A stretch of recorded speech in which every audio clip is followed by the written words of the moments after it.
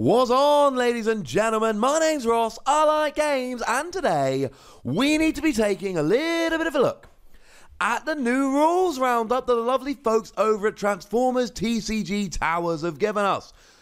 Set freeze out. I'm excited. There's a rules roundup. There's quite a lot. Let's get to it, shall we? Wheeljack. Wheeljack has bold free, but only has bold free if there is a weapon in the scrap pile. So the question is, if you've got no cards in your scrap pile, and you play a weapon to replace an already existing weapon, does the replaced weapon immediately go to the scrap pile, or does it go at the end of your turn? If it goes immediately, there's a weapon in the scrap pile, you get bold free. If not, there isn't, you don't.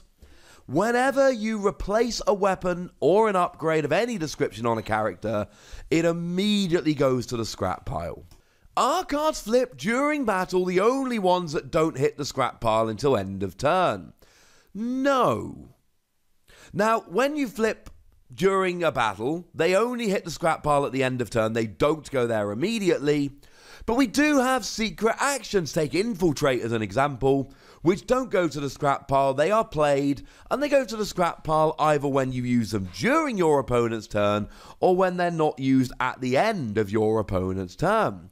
But there are other cards like Swarm, for example, that are scrapped at the end of the turn. Cool. Now, this is probably the most important ruling on the roundup today. Secret actions. Are they optional or not? So if we look back at Infiltrate here, there is a reveal when your opponent plays an orange action. But remember, your opponent might play something like a Brainstorm, for instance, whereby they can play a second action. So can your opponent play an orange action and then you have to infiltrate to stop it? Or are you able to go, no, I'm going to wait because I'm worried about another action he might play? This was previously ruled as not optional, i.e. your opponent could just play one that they knew was going to get blocked and then play one safe in the knowledge it wasn't going to get blocked, but that has now been changed. Secret actions are now optional, so if you don't want to use Infiltrate because you think there's a better orange action coming, you are free to not do it. They said, after testing and reflecting on this internally, we've decided to reverse our decision. If additional game actions occur after the event that would have revealed the secret action, the player whose secret action it is will be considered to have elected not to reveal it. Note, this doesn't mean you should play fast in order to try and trip your opponent up. If your opponent has played a secret action, you should give them a reasonable chance to reveal it. We did see this in Pokemon a few years ago with a card called Power Spray that let you stop an ability, and your opponent would sometimes try and play two abilities in quick succession so you couldn't block the first one. Don't be that guy. What happens when you use two special ops missions to play two infiltrates and your opponent plays an orange action? So Special Ops Mission lets you play two secret actions. We've just looked at Infiltrate. Well, if your opponent plays an orange action icon, does that mean both the infiltrates work? And the simple answer here is, we just said they're optional. You can choose to use both of them if you want, though that would be dumb. Or you can choose to reveal one, or you can choose to reveal neither. Although, again, revealing neither would probably also be dumb. I have a question about the interaction between Anticipation Engine and ENIGMAS. So Anticipation Engine is a new upgrade weapon, and when you attack, you reveal the top card of your deck. If it's an action, you may play it. So let's say it's DINOBOT ENIGMA. Well, you should immediately form up into VOLCANICUS. Well, hang on a second. If Grimlock's got an Anticipation Engine on, they didn't use Grimlock in the example in the rules roundup, but I'm going to because love me some Grimlock. Who's actually attacking? Because you need to form up into VOLCANICUS when you attack with Anticipation Engine attacked, but when we're calculating the attack, are we using Grimlock, are we using VOLCANICUS? This is kind of confusing. And what happens is the attack continues, except now VOLCANICUS is attacking the previous target, and VOLCANICUS is what we're using to actually do the calculations. and Volcanicus has a higher attack, so we're happy about that. Essentially, Grimlock starts the attack, Anticipation turns Grimlock into Volcanicus, so now it's exactly as it was before, except you've got Volcanicus. Same bold or any of that might be on there, same target, but now it's Volcanicus. Cool. Okay, let's go one step further. As the Dinobot Enigma is revealed by Anticipation Engine, and not part of the attack, does that mean you cannot use the green pip? And the answer is yes. Well, yes, you can't use it. No might be a better way to put it. Just you can't use it, alright? You're not allowed to use it. And the reason here is really simple. Green icon cards allow you to swap them with a card in your hand at the end of a battle if they are flipped during a battle. Well, Anticipation Engine is not flipping it as part of the battle, it's flipping it as part of Anticipation Engine. This is not revealed during a battle, it is not one of the cards you flip during a battle, so you can't do it. And apparently it's that time again where we need to go back to Grimlock. Wave 2 Grimlock. Remember, Wave 2 Grimlock has the redonk ability that allows you, when you attack, to choose a Dinobot from outside the game that you own, don't be stealing, and put it in your KO area in alt mode. It's kind of cool. So, okay, got a few more questions about this then. What happens if I have Grimlock in my KO area and a Grimlock on the battlefield and I choose to play Dinobot Enigma to combine into Volcanicus? The answer is you use whichever Grimlock you like. Cool. Obviously, it's got to be Wave 2 Grimlock. If I can keep the original Grimlock on the battlefield, does that mean I can then collect another set of Wave 2 Dinobots to get a second Volcanicus? Yes. Now, we have addressed this before on previous rules roundups, but I love this ruling so much we have to talk about it again. You can, using Grimlock, try and collect multiple sets of Dinobots and then go. But bearing in mind, right, you've got to attack with Grimlock twice just to get the first Volcanicus. How many of your opponents are letting you attack 7 times with Grimlock? I don't think that's very likely, ladies and gentlemen. I don't think that's very likely. Incidentally, if you play a Dinobot Enigma, when you've got one Volcanicus out and a second Volcanicus ready to be assembled, what happens? They each get bold 2. Remember, so if we have a look at Dinobot Enigma, it says, if you have Volcanicus on the battlefield, he gets bold 2 until end of turn. So if you play this with multiple Volcanicus out, they all get bold 2. If, however, you play this with one Volcanicus out, that gets bold 2. But another one ready to be assembled, that gets assembled as well. The card does both things. It's usually not an issue, because usually either you've got Volcanicus, he gets bold 2, or you don't have Volcanicus, you form it. But there's nothing to stop you doing both if both the triggers are there, i.e. you've got Volcanicus out and you've got 5 Dinobots on the field or in the KO area in bot mode. But if you've got 2 Volcanicus, they both get bold 2 from the Enigma. Although, as the rules roundup put it, if you're able to assemble multiple iterations of Volcanicus before your opponent either defeats you or flips the table over, they would both get bold 2.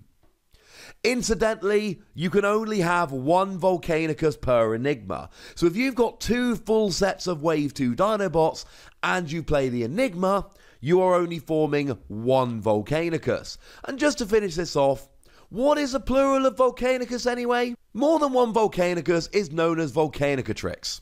This is canon. Trust me. Don't look it up. Leap of Faith, we've talked about this before. Quick reminder, Leap of Faith does not get around any other requirements like, for instance, Superior Cannon. Leap of Faith lets you play a Superior Cannon, but you've got to have played a tech research in order to play a Superior Cannon. So what happens is you play Leap of Faith, you hit Superior Cannon, you're allowed to play it. Have you played tech research? No, it fails. Good. Say you've got Autobot Hot Rod in the KO area and CLIFFJUMPER in play in alt mode. When you flip Hot Rod in the KO area, do you draw a card? No.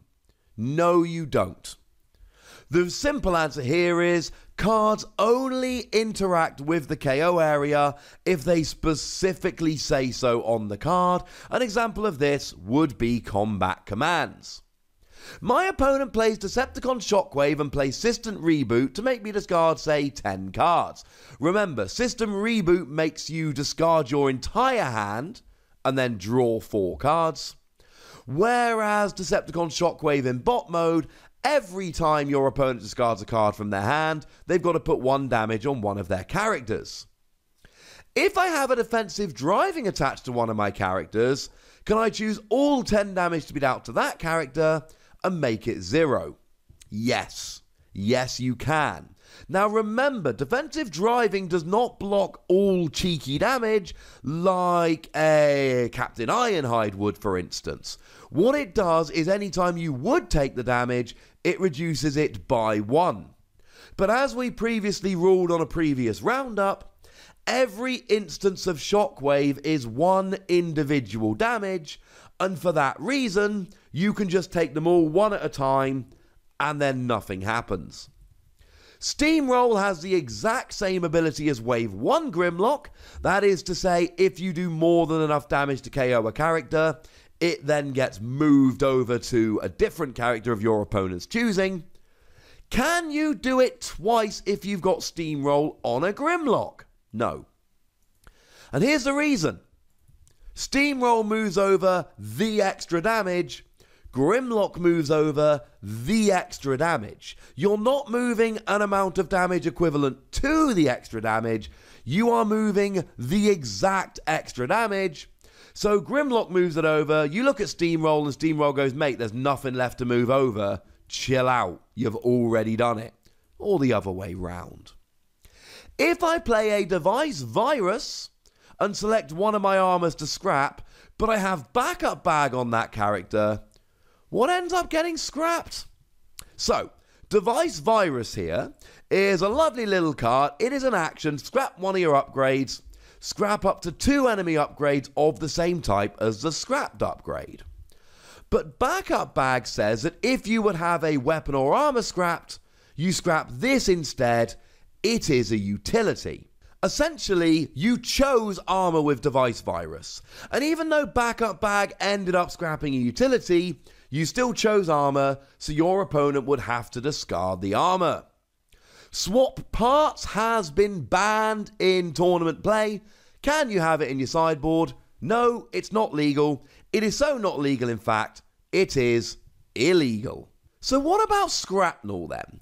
Insecticon Skrapnel's got a lovely little skill in alt mode, whereby when you flip to this mode, you may KO one of your Insecticons and tap an enemy that has 13 stars or fewer.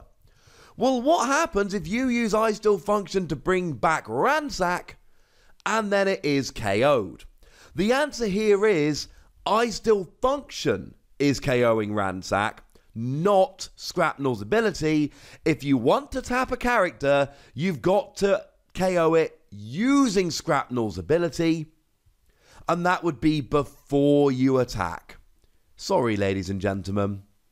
We've had a bit of discussion about all-out attack recently. Somebody's asked about it on the rules roundup. Nice and simply, all of your characters can attack, but all the other rules are still in play. So if one of your opponent's characters has Brave, you have to attack them if you're able to. If one of them has Stealth, you can't attack it unless it's the only valid target. You can attack with all of your characters, but only untapped characters, because tapped characters cannot attack, etc. Nice.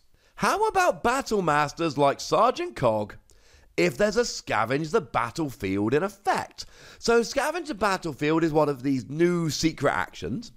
When one of your characters is KO'd, instead of scrapping the upgrades, you may move them to another character. So Sergeant Cog, after it is KO'd, turns into one of these upgrades with a really annoying name. All these, they've got really long names, and it kind of, I'm going to be honest, I will probably never actually learn these names. I would love to. I just think it's unlikely. Heavy Force Defense Breaking Cannon, and it's a great upgrade. Well, it just gets moved over, because that's what Scavenge Battlefield does. Not only that, but because you are putting it on a character, you get to draw a card for each character you have on the battlefield and then play an upgrade onto each of your characters. The skill comes in again. Sweet. So Emergency Defense Field. This is another one of the new cards which is going to be coming out in Wave 3. It's an upgrade armor, and if it defends the character to which it is attached and would take an even amount of damage, it takes no damage. When it defends and takes no damage, you scrap the card. Well, how does that interact with Recon System? So Recon System, when the upgraded character is battling, flip one more battle card, scrap one of the cards you flipped without using its battle icons. Can you choose which battle card to scrap after both players' cards are flipped to try and manipulate it so Energy Defense Field works? Yes! You choose which card to scrap. The attacker always flips first. Remember, Emergency Defense Field is when you're defending. Then the defender. Since you're defending, you'll know what the attacker flipped, and you can decide. Incidentally, that makes this a really, really nice combo. Though, to be fair, Recon System is a star card, so it's not going to fit necessarily into every deck, ever. Okay, so we've already mentioned Anticipation Engine. But we've also got, coming in Wave 3, Metal Detector. Exactly the same thing. When you attack, you reveal the top card of your deck. Except instead of playing it if it's an action, you play it if it's an upgrade. So what happens if you've got, say, a Dreadwing with 2 Anticipation Engines and 2 Metal Detectors? I.e., when you attack, you essentially get to look at the top 4 cards. Or I suppose, to put it more straightforwardly, the top card 4 times. And the answer is you resolve them one at a time, but you must say which one you're resolving. But let's say, for argument's sake, you say, I'm using Anticipation Engine. You look at the top card as an upgrade. Probably prudent to then go, hey, I'm using Metal Detector, knowing you're going to hit it.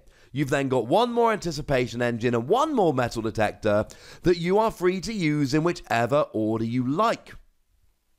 Hey, those secret actions. What battle icon do they have when you play it? None. You're playing it face down.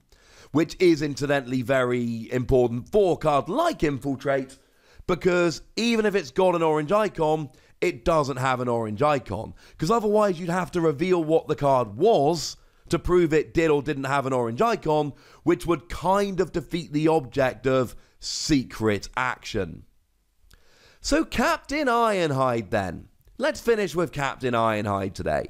He's the character that I was lucky enough to reveal from this set. Great ability in bot mode. When you attack and have a weapon, you may swap that weapon with a blue weapon from your hand. Okay, cool. So which weapon do you use when you're doing the calculation? If you've got a grenade launcher attached and you swap it for a battering ram, what happens? Do you just get the +2 from battering ram?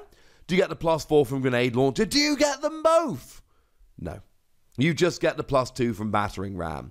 And the reason is that's the weapon on when you are attacking. You are essentially giving up the original weapon so that you can use a new weapon. And this has got to be the way round it goes, because otherwise it would be considerably worse. So there we go, ladies and gentlemen. That's the rules roundup. The biggest, the baddest rules roundup we've ever done. They haven't done one for a while. There were, to be fair, quite a few questions. So there we go. Now you have the answers to all of those questions. So I suggest you go and have a discussion about them in the comment section. Go nuts. Be nice. And then make sure you like this video, subscribe to this channel, and follow me on Twitter at the Wossy, where we talk about games like Transformers and a whole bunch of others. But by far the most important thing, as always, look after yourselves till next time. Thank you very much for watching. My name's Ross, and you've been watching Wossy Plays.